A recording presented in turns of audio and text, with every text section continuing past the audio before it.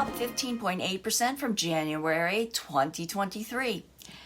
Happy St. Patrick's Day. It's Friday, March 17th, 2023. I'm Kimberly Barton of Kinetic Realty, your local market expert with this week's Maryland Eastern Shore Report. Be in the know. Subscribe for your weekly local updates.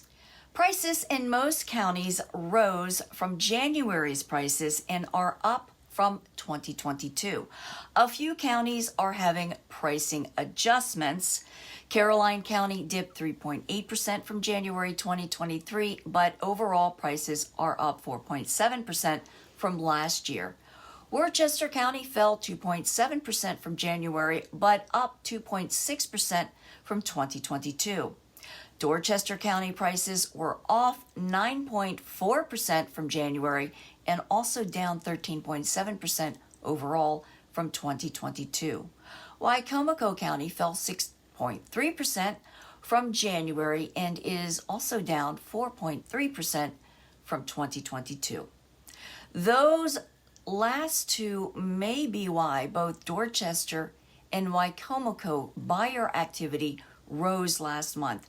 Cecil counties also rose to steady, though prices are up 11.1% there.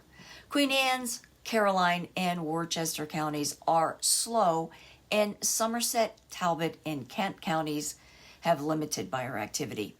So what is available to buy? Homes for sale rose by 2, now at 997, and contracts are up. 112 homes came on the market since my last report, reflecting more than last week. 76 homes are coming soon, fewer again this week.